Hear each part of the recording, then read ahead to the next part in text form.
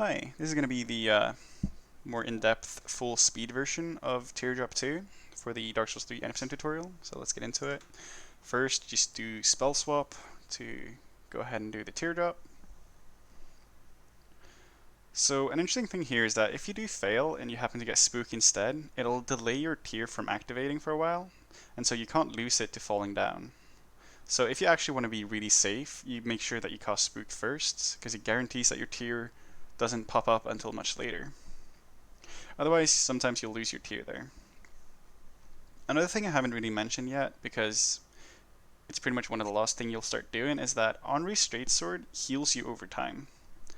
However, the heal applies the moment that you equip the weapon, meaning that if you can re-equip the weapon faster than it heals over time, you heal faster, which is what's going on in the video now. I chose not to show this in the other parts of the tutorial because it would be like so much stuff going on at the same time. So right here, let's go back to show you. So you're going to be moving up here, sprinting and using Henri's Straight at the same time. Those guys take a while to activate, so they're not really a threat ever. Right here, you can't spam Henri, you need to roll through these barrels. You want to avoid the next guy, walk to the right of him, and then up the stairs here. And then like every moment you can, you just need to spam Henri, so you need to get to full health. Because the time save of Henri's Straight spamming is that you're not sipping Estus. So if you lose time by spamming, then if you lose more than drinking Estus, it's not worth it.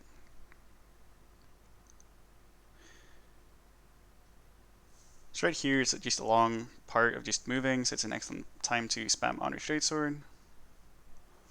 like I said in the other video, it's a very specific height here that you need to be at, or you get a death cam, or you're going to be too low.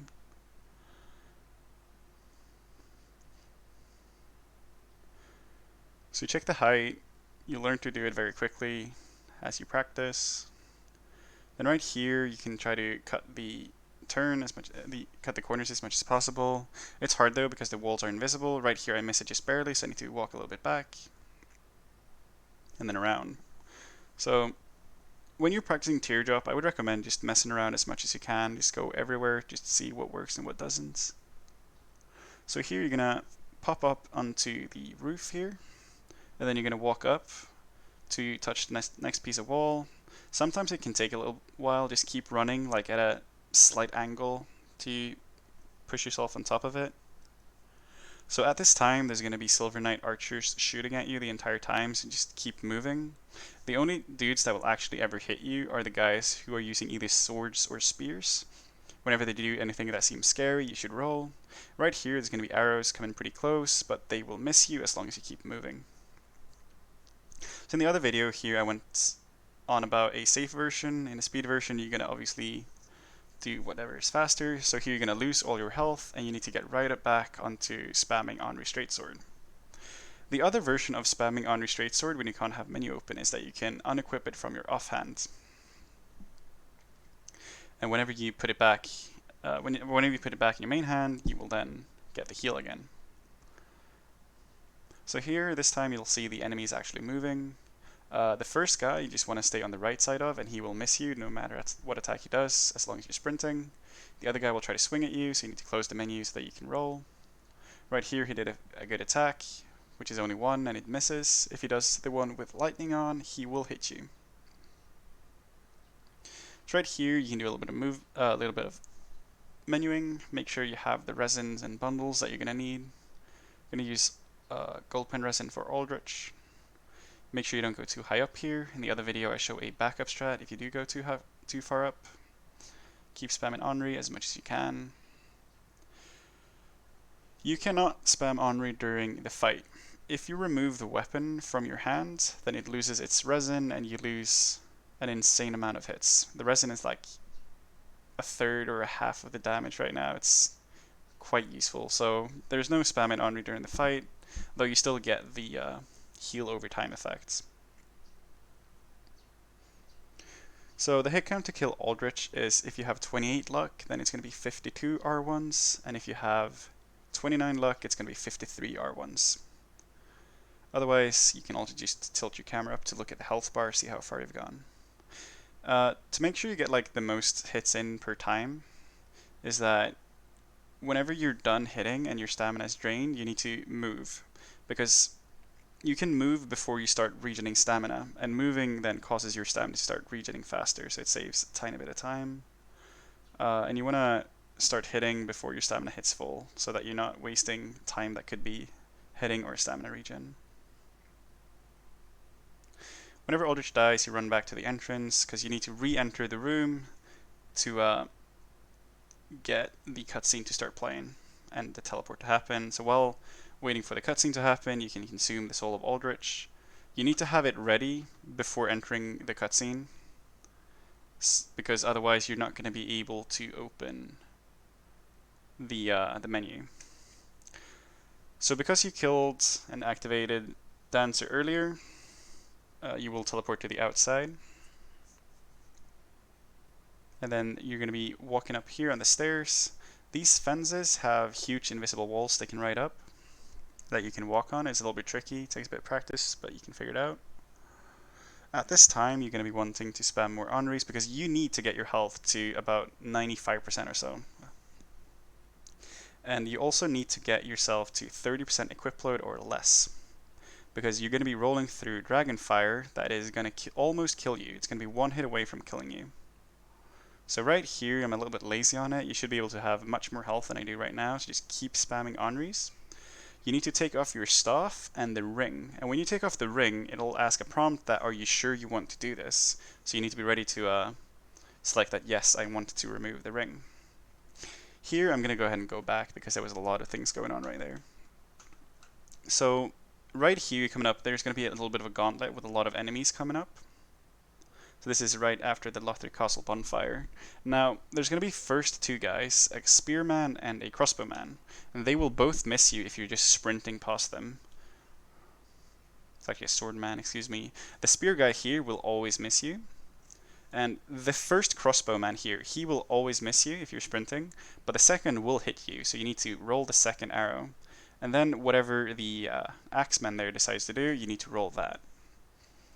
At this point here, you are going to need to be at full HP, basically, to survive. With Tear on, if you have about 95% HP, you will survive, but you will lose the Tear, and that's what's going to happen in the video. So here, put on all the armor you can. You need to have hat, chest, gloves, and legs on. And you need to take off your sword, because you need to roll as far as possible. And you just spam roll through the fire, going to be taking a lot of damage, and your Tear goes away. After this, you can either heal with Henri or Estus. I prefer Estus here, just be at full HP. There's going to be bomb throwers. Make sure to tilt your camera up to see what they're doing. If the bombs, you see that this one is going to hit at about the fence right here, if you see where my cursor is. If the bomb goes at more of an angle towards these barrels, you need to roll. Otherwise, you can usually just sprint. If they go anywhere near the barrels will explode, and that will hit you and most likely kill you. If these guys do anything scary, you need to roll. Otherwise, just run across here.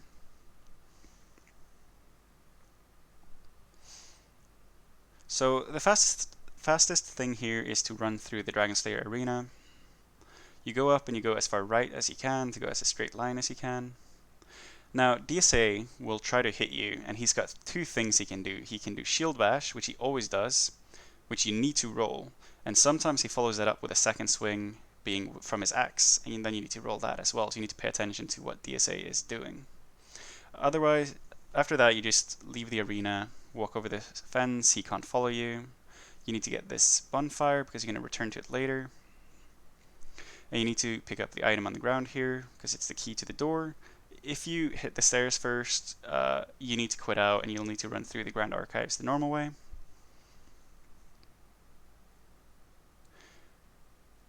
So, Grand Archives is very scary, but it's actually very safe.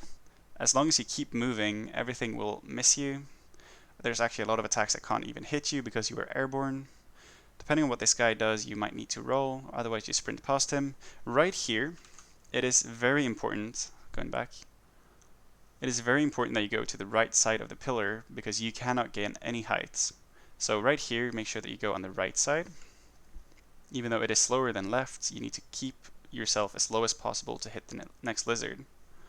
So while sprinting here, you're going to use the charcoal pine bundle, and then you're going to stop moving and then do charged R2. This will flip the lizard over, so you can do 3 R1s to kill him. If you are too far up, you'll need to two-hand your weapon and do other swings instead. It's weird. This guy will also try to hit you. You need to move on the right side of him. I don't think I quite did it here, but if he does anything weird, you sort of run around him so that he doesn't do anything super bad. This attack isn't so bad. Then again, bundle, charged R2.